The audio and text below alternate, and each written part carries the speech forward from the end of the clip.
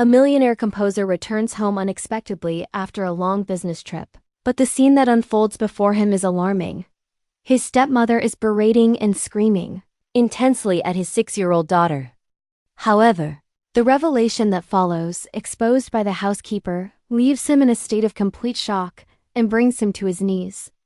Go ahead, lie back and let this story soothe you. Hopefully, it will be just what you need to drift off to sleep tonight. Let's begin.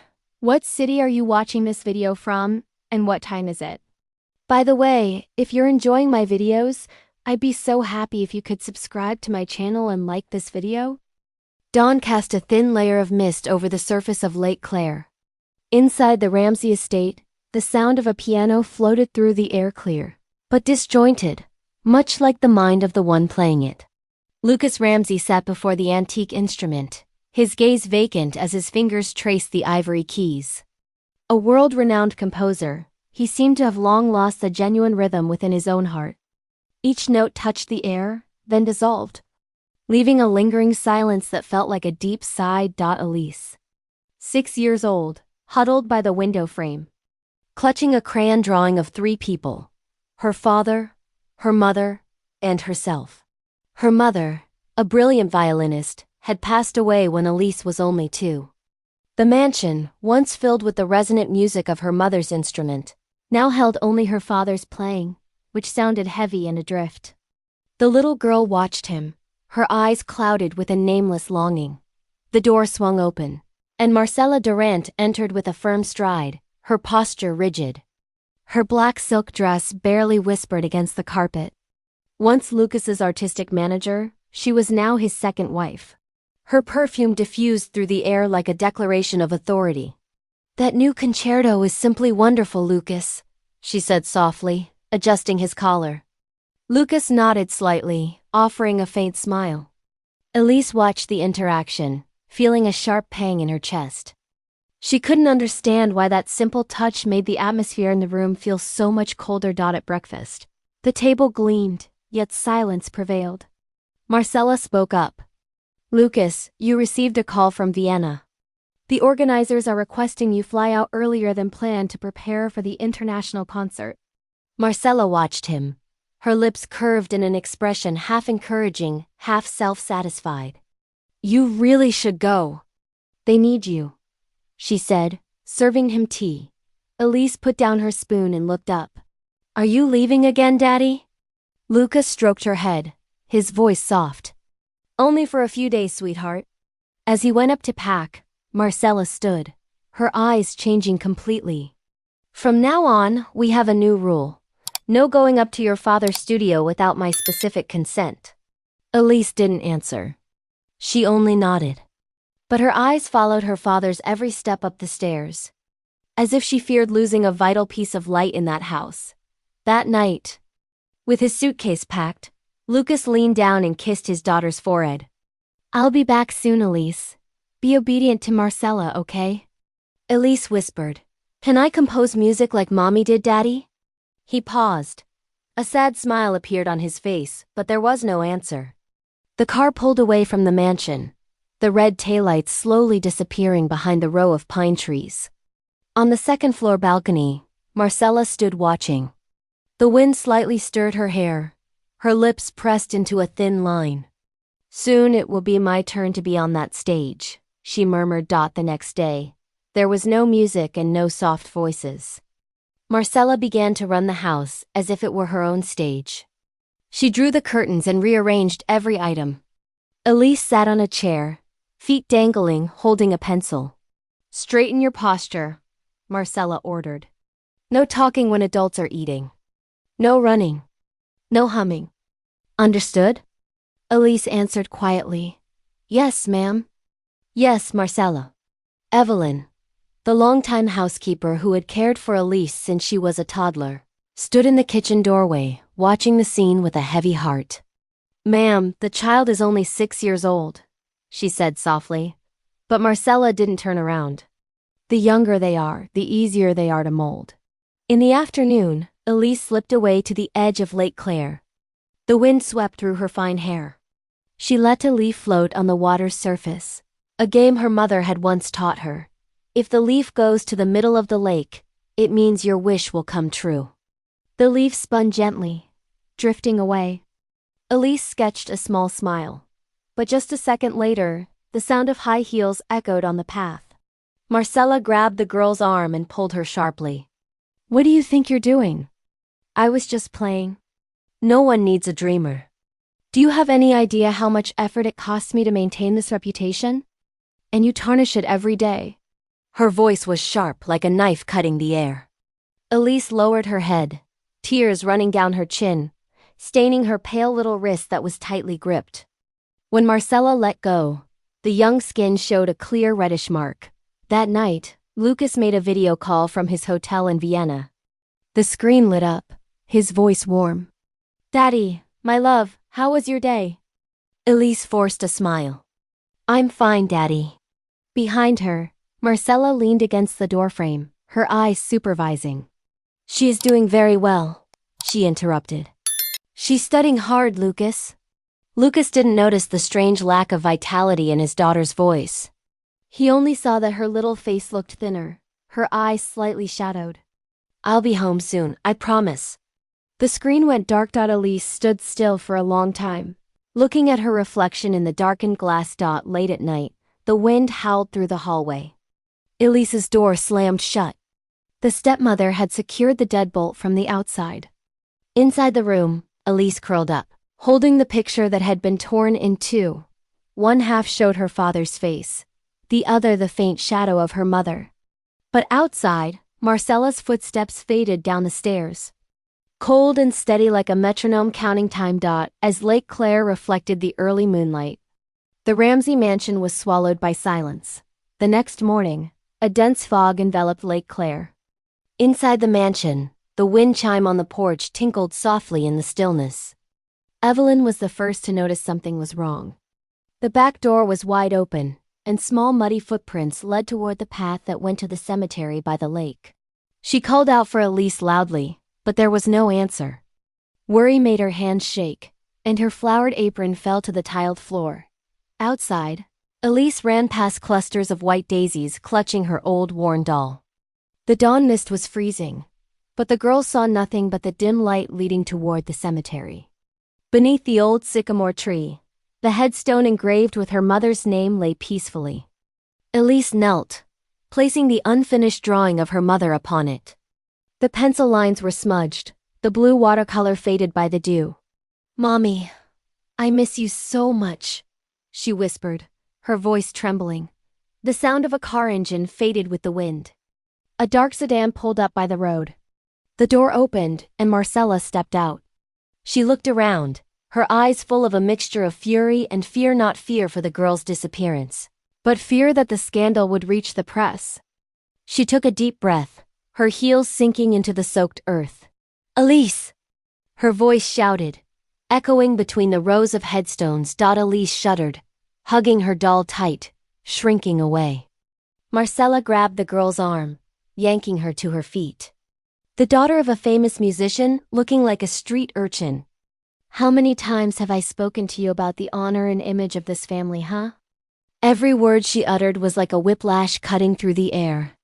Elise just shook her head, tears spilling over, but she didn't dare make a sound. On the way back, the car sped past sun-drenched fields, but inside the vehicle no one spoke. Elise held the ragged doll, looking down, while Marcella gripped the steering wheel so hard her knuckles were white. When the mansion door slammed shut, she turned, her voice chilling. 3 days. No food, no leaving. If you can't learn to obey, you can simply fast. Evelyn stood on the staircase, paralyzed. Ma'am, the child is only 6. You cannot. Silence. Marcella interrupted. 2. I don't need a housekeeper interfering with discipline. 3. Marcella clenched her hands, her face pale. If this continues, there will come a day when ... double quotes Evelyn started. A day when what? Marcella tilted her head, a sneer playing on her lips. A day when you are fired? Well, today is that day. That afternoon, she forced Evelyn to leave the mansion. The door closed. The clang of the iron chain sounded like a final period. Evelyn looked over her shoulder toward the second-floor window, where Elise was pressing her forehead against the glass, her small face disappearing as the curtain was violently drawn. In the dark room, Elise listened to her stomach rumble. She used her sleeve to dry her tears, trying to remember her mother's words. "When you are afraid, imagine a song." She hummed softly, her voice as weak as a breath, the sound fading into the darkness. The door opened abruptly. Marcella entered holding a glass of cold water. "Drink it," she said, slamming the glass onto the table. The first night dragged on, as if time itself had been locked in with the girl. The wind whistled through the crack under the door, carrying the damp air from the lake. Elise sat with her knees pulled up, holding the doll, whispering, counting rhythms as if counting every drop of strength she had left. By the second night, a strong wind had picked up. Rain lashed against the window in noisy gusts. Elise was too exhausted to sing, so she used her fingernails to scratch a shaky message on the wall. "I am still here." The faint scratches were small, but contained every last ounce of her remaining will. Downstairs, Marcella sat in the living room, drinking red wine. The phone rang. Lucas called from Vienna, his voice warm but distant. "I'm coming back earlier than planned." There were some changes in the schedule. Marcella put down her wine glass, forcing a smile. "Oh, really? Elise and I are anxious to see you." "How is she?" "Perfectly fine," she answered, her eyes looking toward the dark staircase where no light shone. Then when the call ended, she stood up, turned off the lights and looked at her reflection in the window glass. The smile was gone. "If you return, everything falls apart," she whispered, her voice colder than the night outside. On the third night, the rain had ceased. Elise's room felt suffocating. Her breathing became shallow, and she Elise. Her hair was stuck to her forehead, her lips cracked, her hands still clutching the sketch of her mother. The drawing was stained, but the woman's face still seemed to smile at her daughter. Elise barely opened her eyes, her lips moved. "Mommy, I want to go home." Then she fainted. Early the next morning, Marcella unlocked the door. There was no sound save for the soft whistle of the wind through the blinds. The girl lay motionless, her small body covered by a thin blanket. Marcella approached, touching her shoulder. Elise's skin was freezing, but a faint breath remained. She quickly withdrew her hand. A flash of uncertainty crossed her eyes for a split second, then she slammed the door shut. Outside the mansion, the sky was clearing. The path around Lake Claire was soaked with dew. A dark car had just pulled up to the gate. The heavy iron gate opened, the sound resonating in the wet, paved courtyard. Lucas Ramsey stepped out, holding a small gift box wrapped in silver. His breath still carried the scent of road dust and car exhaust. He paused for a few seconds, looking at the house that was completely silent. No music, no voices, just the wind from Lake Claire whistling through the roof tiles. An unusual heavy silence that made his skin crawl. Walking down the hallway, Lucas's eyes froze on the polished marble floor. There were faint, elongated smudges, and among them, a small spot of reddish-brown. He leaned down, touching it. It was dry blood from hours ago. The gift box slipped from his hands and crashed to the floor. The porcelain doll inside shattered, its face split, glass eyes fracturing on the ground. On the second floor, there was a soft step so faint it almost blended with the sound of the wind. Lucas looked up, his heart pounding, and ascended the stairs rapidly. On the landing, he saw Elise, his daughter, staggering, leaning against the wall. Her hair was messy, her lips tinged blue, her bare feet trembling. Her dress was wrinkled, and one knee was scraped and raw. "Elise!" The scream tore from his throat. Elise ran forward, hugging her daughter. Her body was freezing, terrifyingly light, as if life had drained from her.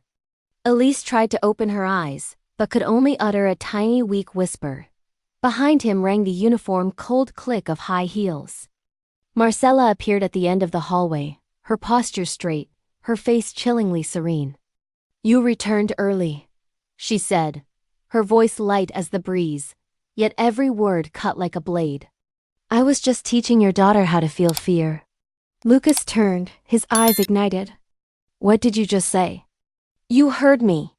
Marcella walked slowly toward him, her hands clasped behind her back. A girl who has no fear will grow up spoiled. I was just giving her a little lesson. He gently placed Elise on a nearby sofa, kneeling to check her. His hands shook as he touched her skin. She was ice cold. A barely healed scratch was visible on her ankle, and her hands were stained with dirt and red marks. What did you do to her? His voice deepened, choked with emotion. Nothing at all. Marcella shrugged. Just a lesson. If she wants to grow up under your name and fame, she needs to learn to endure.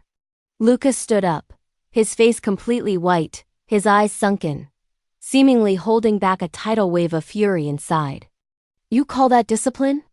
You wouldn't understand, she replied, smiling slightly as if discussing trivial matters. This girl is a wall between us. Since I entered this house, she has never called me mom, because you never wanted me to be a mother. Because you never wanted to be a mother. Lucas growled, every word forced through clenched teeth. You only wanted to control everything, including my daughter. Marcella stepped closer, her breath carrying the scent of red wine. No, she said, smiling, her eyes icy. I just wanted to be the only person in your life. Lucas stood in silence, his breathing labored, his shoulders shaking. His hands clenched into fists. He remembered the photograph on the piano, his late wife, her hair softly pinned up, her eyes gentle. He remembered marrying Marcella, her radiant smile under the lights, and how he thought he had found a new peace. But now, standing before him was a nightmare wrapped in silk and perfume. Elise stirred slightly, her voice thin as a breath. I'm sorry. I won't run away anymore. Lucas leaned down, pulling her into his embrace, his heart shrinking. No, no, you did nothing wrong, he whispered. I'm sorry I left you alone. Marcella tilted her head, a spark of triumph in her eyes. How touching. But you should also ask yourself, if I weren't here, who would hold this house together? You travel from one tour to the next, composing music about love and longing, but have you ever really lived in it? Lucas turned, his gaze like heated steel. Marcella, you don't understand my music. I compose to preserve beauty. But you? All you know is devastation. Marcella let out a dry, harsh laugh. Beautiful? A house with a girl crying for her dead mother all day? You need a wife who knows how to protect your public image. Not a dirty girl covered in mud. Her voice echoed down the empty hall, bouncing off the walls like clashing metal. Lucas looked at her, his expression shifting from rage to despair. You have destroyed the last good part of me, Marcella. She raised an eyebrow, her voice dropping. You wouldn't dare abandon me. If I fall, your reputation falls with me. Lucas didn't answer. He simply leaned down and picked up Elise. She was so light he had to hold her tight with both arms to keep from shaking. I used to compose music for love, he said, his voice hoarse. But today, I will write for retribution. She narrowed her eyes, her voice low. You will regret this, she said. Lucas paused at the door without turning back. Maybe, he said. But at least I still have a heart left to feel regret. The door opened, and the wind from Lake Claire rushed in strong enough to push aside the curtains. He walked out, his steps heavy. Elise held close in his arms, her hair falling over his chest. The sky was leaden gray, clouds gathering as if ready to burst into rain. Marcella stayed inside. Her hand trembling, she grabbed the wine glass from the table and threw it directly at the floor. The crystal shattered with a loud crash, echoing in the silent living room. The red wine spilled, spreading like a dark indigo stain. She watched as the shadows of the father and daughter faded. Her lips tight, her eyes holding a deadly gaze, a hatred burning like a newly lit fire dot in Lucas's arms. Elise took a shallow breath, her voice weak. Daddy, where are we going? To a safer place, my love. Is Mommy there? Lucas stifled a sob. He simply leaned down and kissed her messy hair. Yes, she is always there. In every piece of music your daddy composes. The wind swirled from the lake, sweeping away the lingering scent of red wine. And from the second-floor window frame, Marcella looked down, her hands gripping the wooden frame until her palms were marked. The night rain drummed on Lake Claire like broken strings of an instrument. Lucas's car stopped abruptly in front of a private clinic tucked among old sycamore trees. The headlights shone on the faded sign. Dr. Richard Alcott, Internal Medicine. He got out of the car carrying Elise. Her small body was limp in his arms, her breathing so shallow, he had to lean in to hear it. Richard! Open up, please. Lucas banged on the wooden door, his voice hoarse under the downpour. Inside, the hallway light flickered. A gray-haired man in a rushed lab coat came out. Richard Alcott, Lucas's closest friend since their days at the Royal Academy of Music. Froze for a moment when he saw Elise. My God.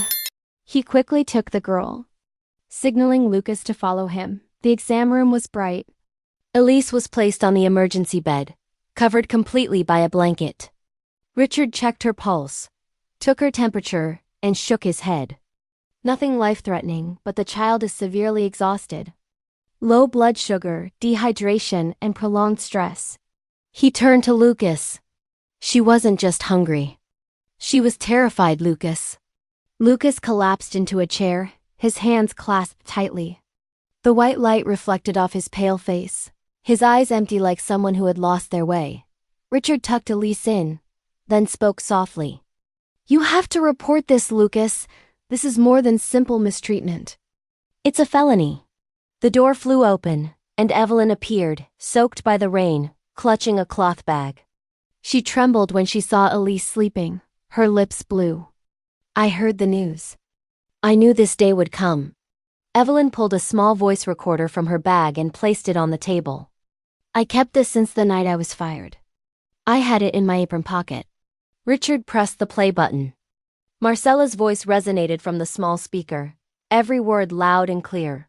I will show you what true fear feels like. Then came the sound of something breaking, rapid breathing, and a child's choked voice. I'm sorry, Mommy. Lucas lowered his head, covering his face with his hands. Rainwater and tears mixed together. She actually did that. Evelyn clenched her fists, her voice shaking but firm. Lucas, if you don't present this evidence, she will return. I know the type of person Marcella is. She won't rest. Richard nodded. Lucas, listen to her. I can help you with the medical records, but you must sign the police report. Lucas sat in silence for a long time, the light shining on his tired face, his eyes fixed on the darkness outside the window. I don't want my daughter to be headline fodder, he said quietly. I've already put her through enough. Evelyn looked at him, her gaze sad but resolute. You are a good father. But goodness cannot protect anyone when the wicked are still free. A long silence followed. Finally, Lucas nodded. Agreed. But I won't allow anyone to exploit this as a headline. The next morning, the sky was clearer. Lucas took Elise from the clinic and brought her back to the small cabin at the edge of the lake, his old studio where he had written his first compositions for his late wife. There was no smell of wine or perfume, only the scent of damp wood and the gentle lapping of waves outside the porch. Elise rested on the small bed near the window. The morning sun filtered through the curtain, illuminating her pale face. Lucas sat beside her, watching her steady breathing. Then he stood up and walked to his desk. He gathered all the incomplete sheet music, every page stained with musical notes, and set them on fire. The paper burned brightly, the ashes mixing with the morning mist.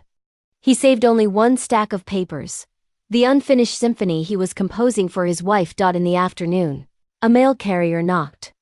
Mr. Ramsey? A confidential envelope. Lucas thanked him and closed the door.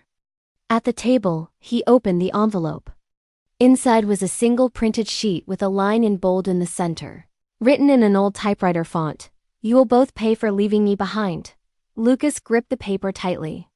The smell of old ink was unsettlingly familiar. He recognized the typeface. It was the machine Marcella used when she was his manager. His hand shook. His voice rasped. She didn't go far. That night, Richard returned with Elise's medical records. He looked at the typewritten note, then looked up. We need Child Protective Services involved. I know a good investigator, Carla Moore. Lucas nodded. As long as Elise is safe.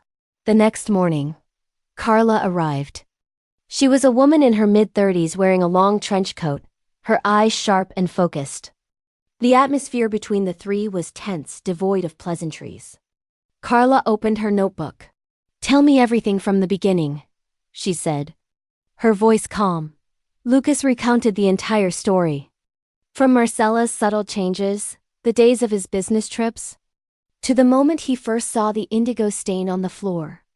Evelyn added small details, every threat, every action.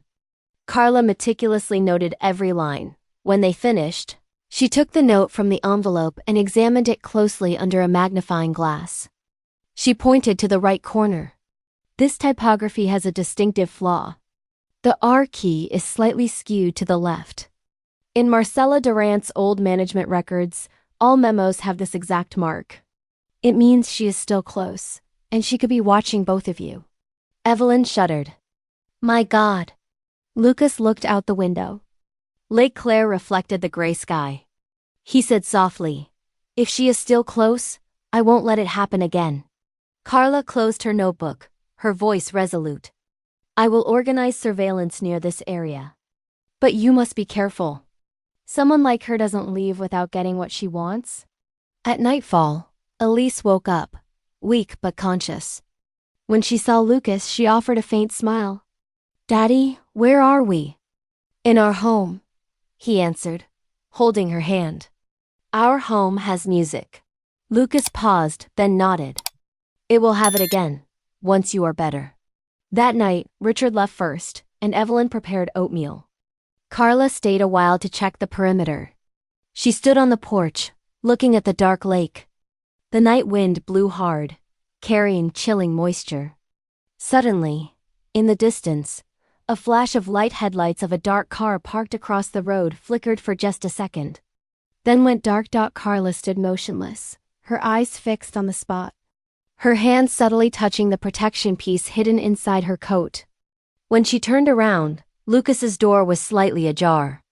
Warm yellow light spilled onto the porch, but a clear sensation invaded her. Marcella Durant was still out there in the fog around Lake Claire, silently waiting for the moment to return to complete the score. She refused to leave unfinished. In an old apartment on the 4th floor in the Hell's Kitchen district of the city. Thick curtains covered the windows, blocking the dim yellow streetlights. Cigarette smoke curled in rings, hanging in the air. Marcella leaned back in her chair, her pale lips sipping red wine, as if she controlled an entire chess game. Across from her sat Adrian Scott, a disgraced music producer with a patchy beard and eyes bloodshot from lack of sleep. He was hunched over the papers Marcella had placed on the table. You once said you wanted to return to the stage, didn't you? She began, her voice low. I have a way. And of course, Lucas Ramsey will pay the price for kicking you out. Adrian looked up, his gaze cold. What price? By the door, Veronica King, the orchestra's former accountant, stood with arms crossed, her eyes restless. I just want my debt paid, Marcella. As for Lucas, I don't want to get involved with the law. Marcella smiled faintly. No one will be arrested. We're simply going to make him believe the girl has been taken. He will pay anything to get her back. Money, reputation. Maybe even his freedom. Adrian let out a dry laugh. But no rough stuff, huh? You forgot, Marcella. Fear is only genuine when the loss is real. Just a minor nuisance, but enough to drive him crazy. Marcella tilted her head, her eyes shining in the dark. Don't be foolish, Adrian. We need him alive so he can watch everything he built collapse. Outside, the church clock struck midnight. Inside the apartment, the three figures sat around the table, their shadows projected on the wall like distorted puppets. Adrian closed the file, smiling faintly. Agreed. But once this plan is in motion, there is no turning back. Simultaneously, across town, Carla Moore was working late in her small office. The room was lit only by a desk lamp, papers and photos piled high. Carla was on a video call with Omar Ray, the office's cybersecurity expert. "I need you to trace the source of the threatening emails sent to Lucas Ramsey," Carla said, her voice firm and sharp. "Before we continue, please take a moment to leave a comment about this story and rate it from 1 to 10. How are you feeling? If there's anything you'd like to share, I'm always here to listen." I hope you find a moment of peace and reflection as you follow this healing story and its journey of courage and justice. Omar wore a headset, his fingers moving rapidly over the keyboard. "I'm tracking the signal chain. All messages went through multiple encryption layers. But there's a consistent point, an account using a server near the Canadian border. Not many people know this type of encryption, but I remember Adrian Scott used it in his last years at the record label." "Are you sure?" "Positive. And Marcella probably isn't working alone?" Carla sighed softly. "I know." Meanwhile, at the cabin by Lake Claire, dawn was soft like a peaceful prelude. Elise was able to sit up, her hair neatly combed, her face thinner but her eyes brighter. She sat by the window using watercolors to paint Lake Claire. This time, the water reflected light, no longer just gray. Lucas stood behind her, silently watching every brushstroke his daughter made. It felt like a heartbeat in his fragile heart. But a rhythm of life. Richard visited in the afternoon, bringing medicine and a small tin of dried tea leaves. 1. You need to help others so you don't get trapped in the past, he said while pouring tea. 2. Return to music, but not to escape to heal. 3. Lucas looked toward the lake, nodding. "I'll participate in the music fundraising event next week. Maybe that's the only way I know how to recover." At that same moment, in Carla's office, Omar sent a new report. An anonymous message was decrypted. "Lake Claire is charming, isn't it?" Marcella's voice echoed in the recording, interspersed with the sound of wind and water. Carla felt a chill run down her spine. "She's near the lake," she said. Then she called Lucas immediately. "Secure every door. I'm sending patrol cars right away." Lucas answered the phone, his voice low and urgent. "Elise is still here. I won't let her get close." He hung up, checking every window, every latch. 15 minutes later, the patrol cars arrived, their lights flashing, reflecting on the water's surface. But when Omar accessed the surveillance system around the lake again, the dark car that appeared last night had vanished from view. In the distance. At the edge of the pine forest, Adrian sat in that car. He rolled down the window, exhaling smoke, a cold sneer on his face. "We begin," he said, his voice sounding like wind whistling through steel. Veronica sat in the back seat, her hands trembling, looking at the map spread on her lap. "I'm not sure, Adrian. There's a child involved." "Don't get sentimental," Marcella interrupted, her eyes fixed on the lake. "One false move and he crumbles. You know, Adrian, the composer only needs one wrong note for the entire symphony to disappear." On the console between the seats, the phone lit up. The screen showed a photo of Elise taken through the window. Marcella touched it gently, smiling. "She's still as charming as before." Adrian raised an eyebrow. "Are you really just after money?" Marcella turned, her gaze sharp as a razor. "I want him to feel exactly what I felt. Replaced, forgotten, abandoned." A strong gust of wind swept through, causing the curtain in the Ramsey house to sway gently. Inside, Elise woke up, startled by the small noise. The room was dark. Only the nightlight cast shadows on the wall. She heard the window latch vibrate. She got out of bed, her bare feet on the cold wooden floor. "Daddy?" She called softly, but there was no answer. The curtain swayed slightly again. Elise approached, reaching out to pull it aside. There was no one there. Outside, Lake Claire was still, reflecting the dim moonlight. But in the middle of the quiet water, a slender figure seemed to be standing motionless, looking toward the lake house where the girl now shivered. Clutching a rose petal in her hand, the morning after the black rose appeared. The air in the lake cabin was suffocatingly heavy. Carla arrived early holding a sealed evidence bag containing the remaining petals. She placed it on Lucas's desk, her voice even and cold. We analyzed this type of flower. It's only sold at a specific florist on St. Germain Street in the city. And the owner confirmed the frequent buyer was Marcella Durant. Lucas stood by the window. His hands clasped, the early light hitting his face making the lines of worry even more pronounced. So that means she is still in the city.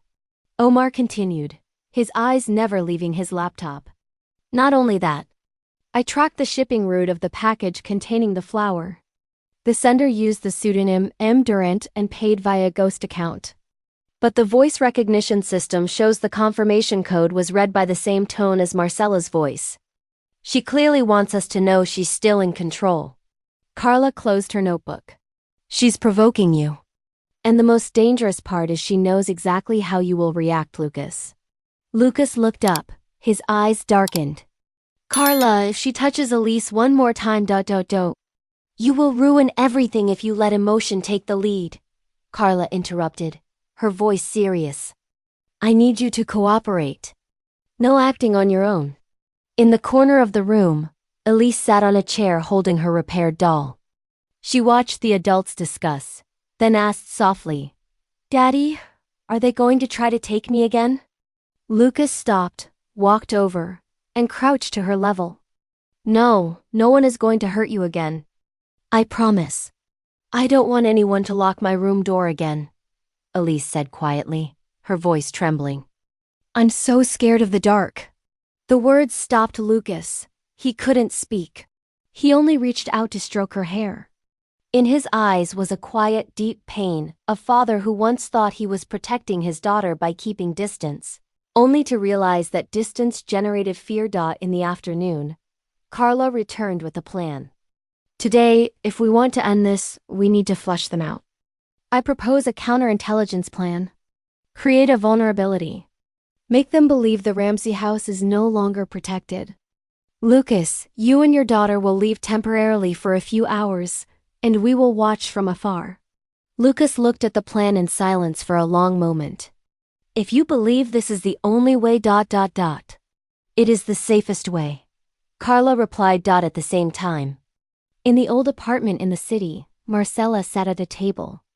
A phone and a newspaper clipping showing Lucas hugging his daughter at a charity event in front of her. Isn't it charming? She said, her voice icy.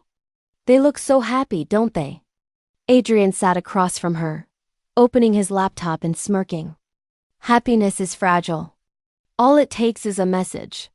Marcella signaled Veronica. Draft the message exactly as I dictate. 2. She read slowly, word by word. We know where the girl is. If you want her safe, go to Lake Claire at 11 p.m. alone. Veronica looked up, anxious. Marcella, he'll call the authorities. No, he won't, Adrian interrupted, his eyes contemptuous.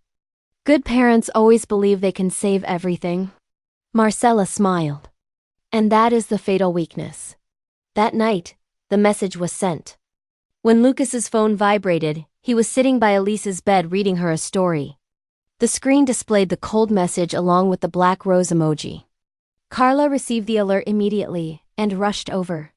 You must not act alone. Do you hear me?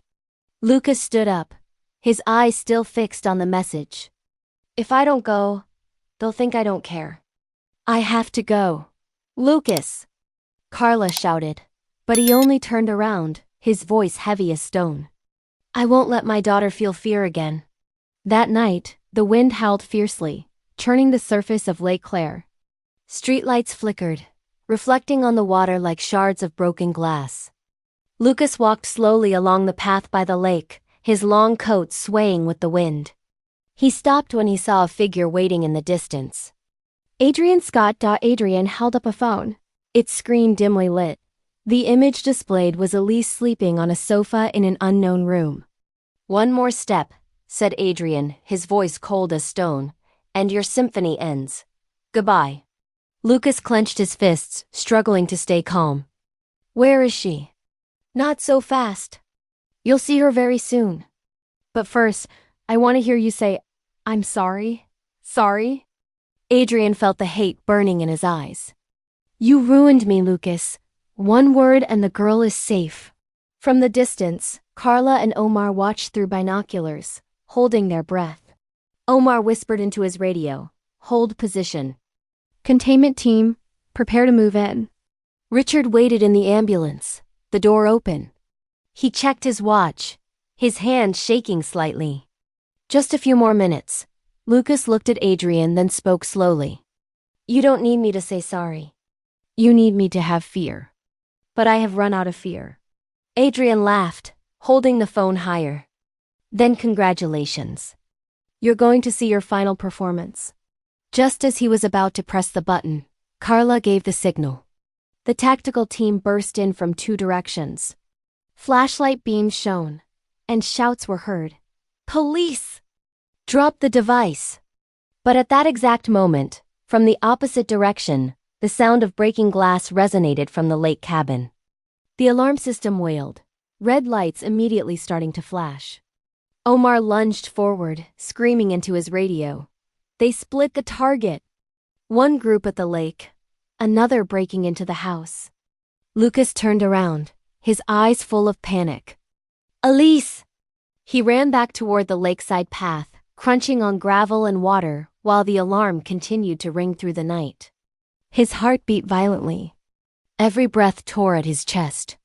In his ear, Omar's radio transmissions mixed with static.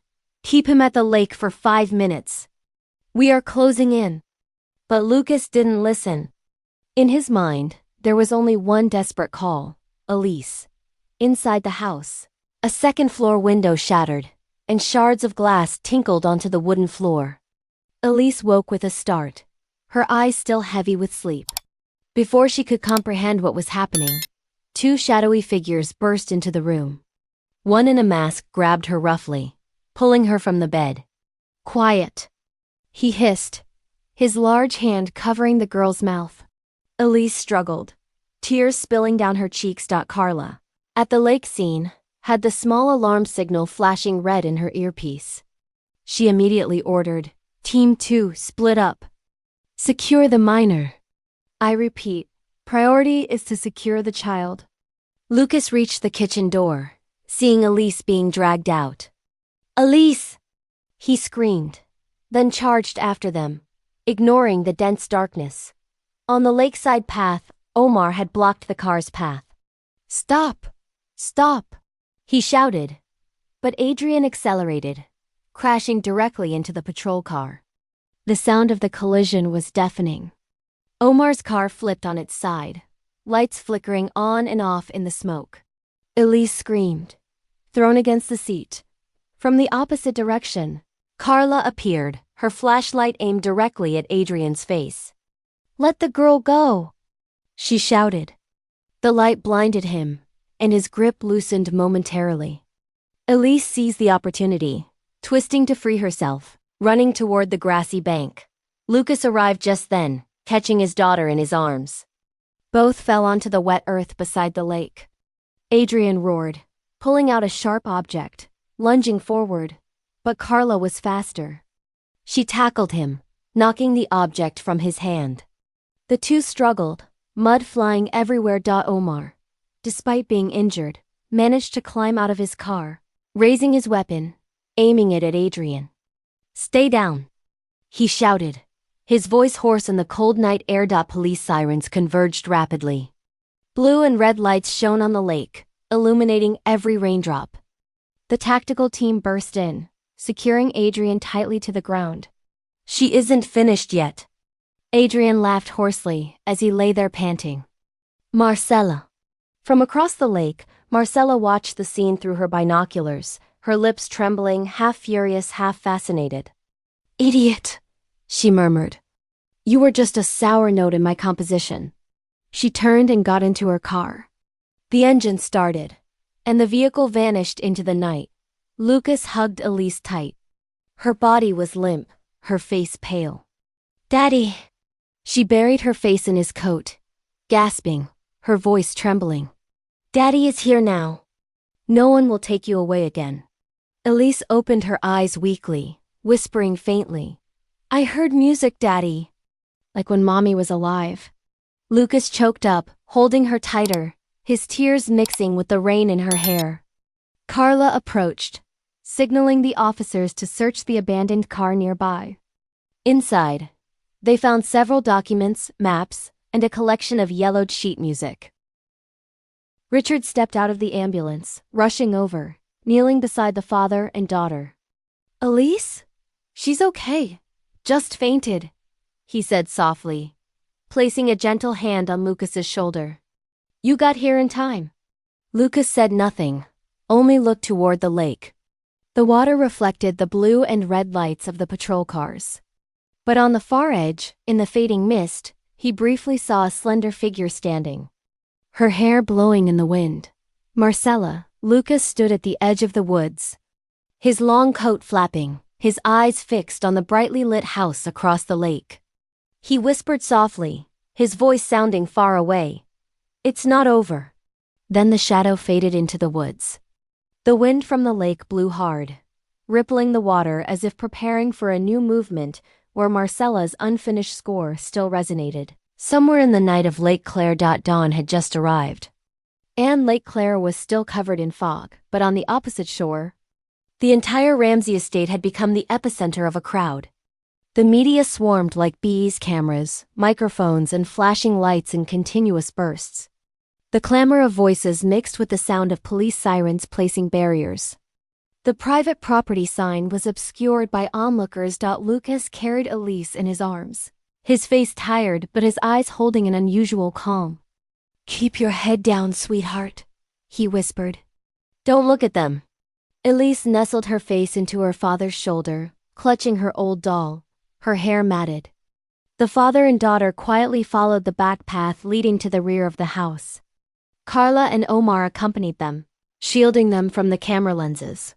A cameraman tried to advance and asked, Mr. Ramsey, do you have any comment on your ex-wife being wanted by the law? Will Elise return to music? Is the piece Claire really composed for your ex-wife? Lucas simply turned his back on them, offering no response. The flashing lights made his face look like stone, rigid and reserved. The police car left the area, the glass reflecting the image of the sleeping girl in her father's lap. But after all the noise outside, it was nothing more than a chaotic piece of music. And all Lucas longed to hear was a single sound, his daughter's breathing. At the city hospital, the atmosphere was calmer. Dr. Richard Alcott came out of the exam room holding a file. He smiled gently, telling Lucas, no serious injuries. Just a mild shock and sleep deprivation. She needs a few days to recover. Lucas let out a long sigh, as if releasing a heavy burden. He sat in the chair next to the bed, watching Elise sleep. Her face was peaceful, her small hands still gripping the toy violin Richard had brought. In that moment, all the lights, all the cameras, and all the rumors faded. It was just the two of them, a father relearning how to love, and a daughter rediscovering lost trust. At police headquarters, an emergency meeting was convened. The conference room was bright with neon lights. The smell of freshly brewed coffee mixed with the tension. On the large screen was the diagram of communication signals Omar had assembled. This is all the data we collected over the last 48 hours, he said, pointing to the red connection dots. All messages, calls, and financial transactions between Adrian Scott, Veronica King, and a user known as Durant. Carla crossed her arms, following every line of data. And the IP address was masked through 3 layers of servers. But 2 signals still matched the outskirts of the city. The same neighborhood where Marcella used to rent an apartment. Richard leaned in slightly. She is still orchestrating everything remotely. Like a conductor who doesn't need to appear on stage. Carla nodded. And everyone else is just musicians she is manipulating. In the interrogation room, Adrian sat hunched over, his hands cuffed, his face bruised after the struggle last night. The light shone directly on him, reflecting in his empty eyes. Carla entered, placing a glass of water in front of him. What did she want from you? Adrian let out a hoarse laugh, his voice dry as burnt wood. She wanted him on his knees. She wanted to see Lucas lose the only thing keeping him going. And you helped her. I did it for the money. Because I have nothing left. He looked up, his eyes tired but still full of venom. She promised that when it was over I could leave.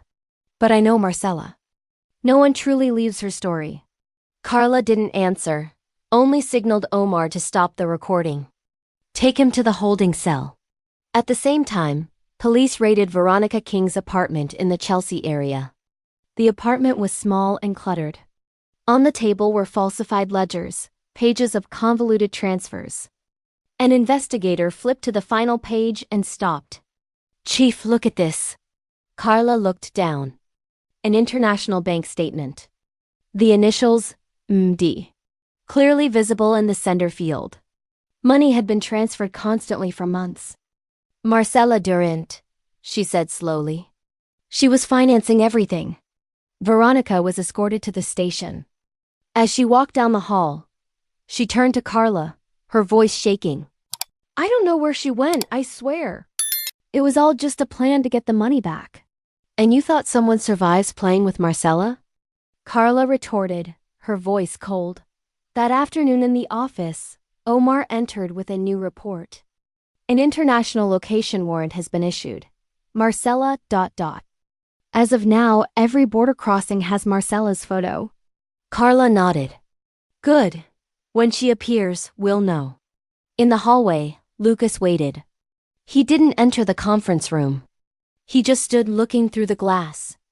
When Carla came out, he asked softly, Can she be located soon? Carla looked him directly in the eyes. Honestly, I don't know. But someone like Marcella won't hide forever. She will return when she thinks she can win. Lucas remained silent, only nodding faintly. That night, the Ramsey house was quiet again. Lucas sat in the old studio, his only refuge from the chaotic world. Yellow light illuminated the remaining burned scores. Elise sat near the window, the small violin in her hand. Daddy? The girl said softly. My music sounds like Mommy's. Lucas turned and looked at his daughter. In the dim light, she looked exactly like his late wife.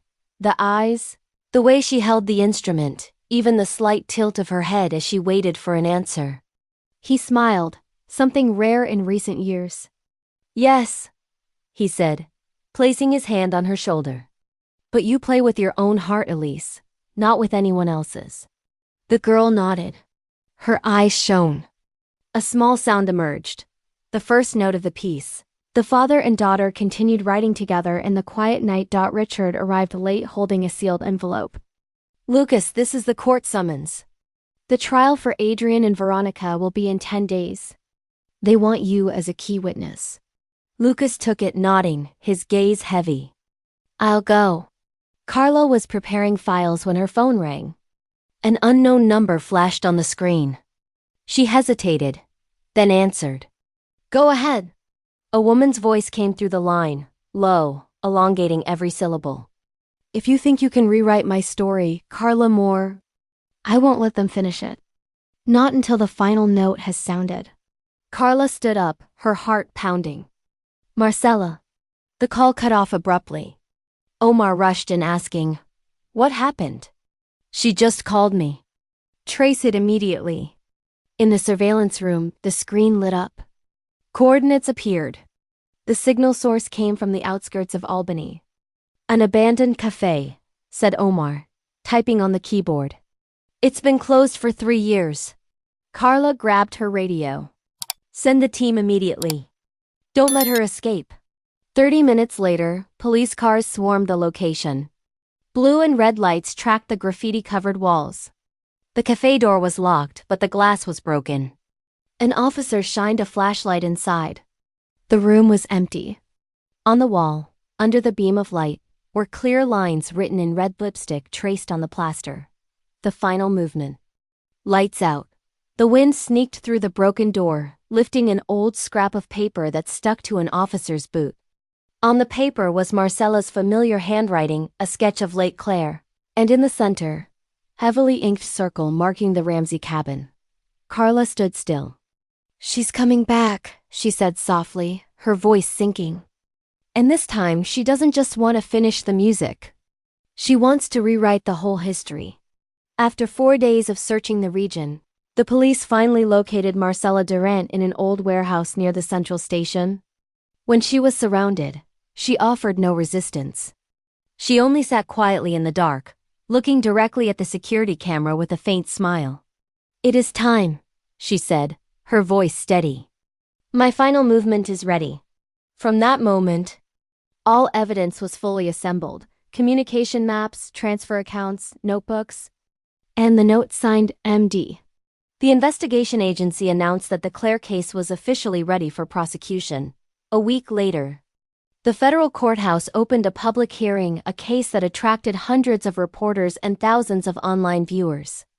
And that morning, the plaza outside the courthouse erupted in chaos. The press pushed, cameras flashed, and calls to Lucas Ramsey were incessant. "Mr. Ramsey, do you have any words for Marcella Durant? Will Elise return to music? Is the Claire piece really composed for your ex-wife?" Lucas remained silent, only bowing his head, holding his daughter's hand as they walked through the crowd. Elise walked beside him, her hair tied back, clutching her old doll. Under the continuous flashing lights, she held her father's hand firmly, her brown eyes looking up without showing fear. Courtroom number 3 was large and bright with a high glass ceiling. In the first row, Adrian Scott and Veronica King were already seated, handcuffed, their heads bowed. When the judge entered, the sharp sound of the gavel cut the tense atmosphere. "We are beginning the trial for case number 487, Marcella Durant and co-conspirators. Charges: conspiracy to kidnap, extortion, and child endangerment." The district attorney stood up, his voice firm. Defendants Adrian Scott and Veronica King have pleaded guilty, simultaneously confirming that defendant Marcella Durant was the mastermind. "We have ample evidence." The door opened. 2 marshals led Marcella in. She wore a gray coat, her hair cut short, her face gaunt but her eyes still icy. She raised her head and looked around, her lips curling slightly when she saw Lucas. "You came too," she said in a low voice, just loud enough for him to hear. "Good." The DA played the audio recording recovered from the night Adrian was located. Marcella's voice was clear, without a hint of emotion. "Don't worry. He will learn what it feels like to lose the child." A murmur rose in the courtroom. Elise gently squeezed the doll in her hand, looking directly at the judge's bench. Carla sat beside her, placing a reassuring hand on her shoulder, signaling that it was all over. Lucas was called to the stand to testify. He walked slowly, his face calm but his eyes heavy with pain. His voice was raw, but every word hit like a hammered note. 3 days she confined my daughter in a dark room. No food, no light. The child only sang to keep fear at bay. And when I found her, her body was cold as ash." He paused, swallowing hard. "I have lived for music all my life. But then, I heard nothing but the faint breathing of my daughter." The room was silent. Only the sound of the court clerk's pen scratching could be heard. In the front row, Elise watched her father in silence, her lips pressed together. She didn't cry. When allowed to confront her, Marcella only smiled, her voice as composed as if she were chatting after a party. "I don't deny it. I just wanted him to understand what it feels like to have everything stolen. He made me believe I had a family. Then he left, leaving me amidst unfinished compositions. I only taught her to feel the pain I endured."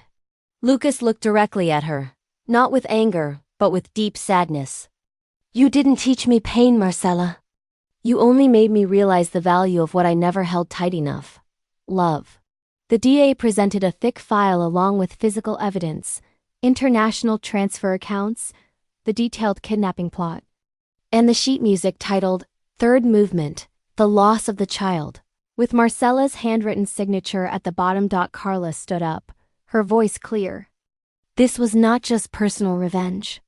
It was a deliberate act to shatter another person using music as a tool for retribution. Richard was called to testify about Elise's condition. "The child suffered not only physical harm," he declared, but also prolonged psychological distress. However, the miracle is that she still sings. And I believe that is living proof that goodness is stronger than malice. The judge looked around the room, his eyes stern. The court accepts all testimonies and evidence. The defendant, Marcella Durant, is found guilty of conspiracy to kidnap, extortion, and child endangerment. The sentence: 20 years in federal prison without the possibility of parole. The room went completely silent. Marcella stood tall, unblinking. She looked at Lucas, her lips curling upward. "You think you won, don't you?" "The loss never ends, Lucas." Lucas replied slowly, every word distinct. "No, but I learned to hold on to the light that remains." The gavel struck. Bam! Resonating through the court like the final note concluding a tragic movement. The marshals escorted Marcella down the center aisle. The yellow light shone on her hair, her heavy steps echoing. Elise turned to watch her go, her eyes holding no hatred, only a fleeting sadness. Lucas placed his hand on his daughter's shoulder, saying softly, "Let the wind carry away what no longer belongs to us." Outside, it began to rain. The drops pattered against the courthouse roof, mixing with the city noise in the cold morning. Lucas leaned down and kissed his daughter's forehead. Elise looked up, smiling softly. "Daddy, when I no longer have fear, can we play music again?" Lucas smiled, his voice warm and soft. "When you are ready. That music will no longer be a movement of loss, but a movement of light." And through the misty rain, the father and daughter walked out of the courthouse. 3 years had passed since the trial concluded. Lake Claire was now as calm as if no tragedy had ever occurred there. The autumn sunlight scattered gently over the water's surface. And in the small town, a new building stood with shiny bronze letters: Claire Lake Community Music Center, Child Protection Fund. Lucas Ramsey in the large hall on the second floor. The clear sound of violins resonated, mixed with children's laughter.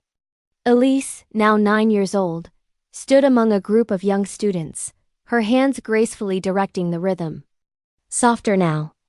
Listen to the wind, not the strings," she said, her eyes shining brightly. The piece Melody of Dawn played a composition Lucas had rewritten for his daughter's first class. On the wall, photos documented their journey of healing. Lucas with Carla and Richard on the day of the center's opening. The caption read, "For the children whose songs were once stolen." Evelyn managed the small kitchen. The smell of fresh baked goods floated in the hallway. Omar sat in the recording studio, teaching children how to capture their songs with new equipment. And no one said it aloud, but everyone understood. This place was built to rekindle the hope that darkness had tried to extinguish. That afternoon, Carla received a sealed envelope from the court. Inside was a request to confirm a victim impact statement for a procedural parole hearing for Marcella Durant. She walked into Lucas's office and placed the envelope down. "You can refuse to participate," she said. "No one expects you to confront the past again."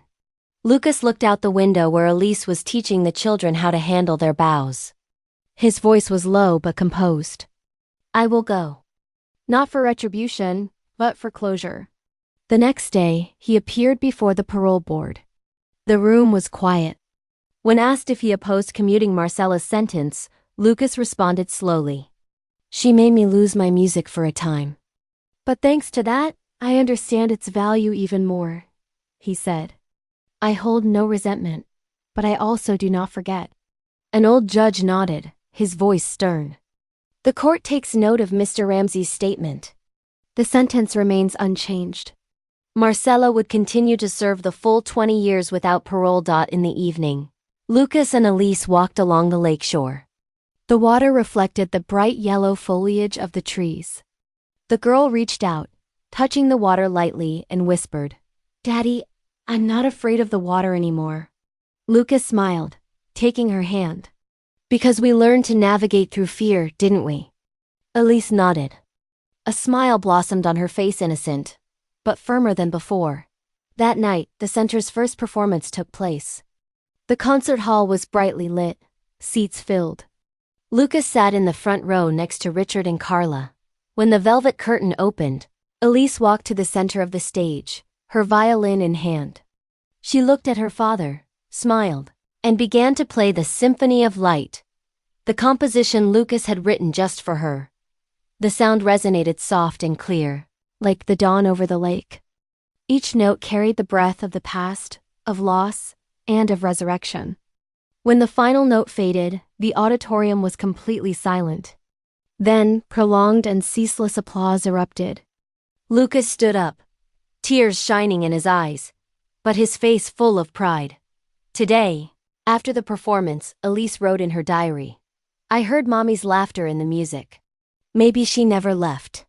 She was just waiting for me to learn how to listen." Late at night, Lucas turned off the studio light.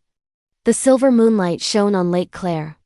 He looked through the window, seeing Elise sleeping deeply, her face serene. A part of his heart finally felt lighter, and that is our bedtime story for today. A journey filled with shadows, where paternal love, truth, and even hatred intertwined under the dim light of unresolved secrets. Marcella. What do you think of this story? Was Marcella completely unhinged or just a woman consumed by love and loss?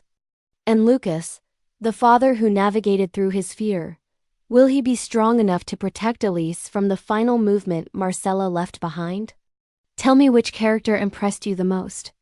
Was it Elise with her small but fierce strength? Lucas with his silent pain? Or Carla, the woman who stood between justice and darkness? Leave your comments below. Thank you, so we can discuss, and who knows? Maybe you will be the one to predict what is revealed next in this story.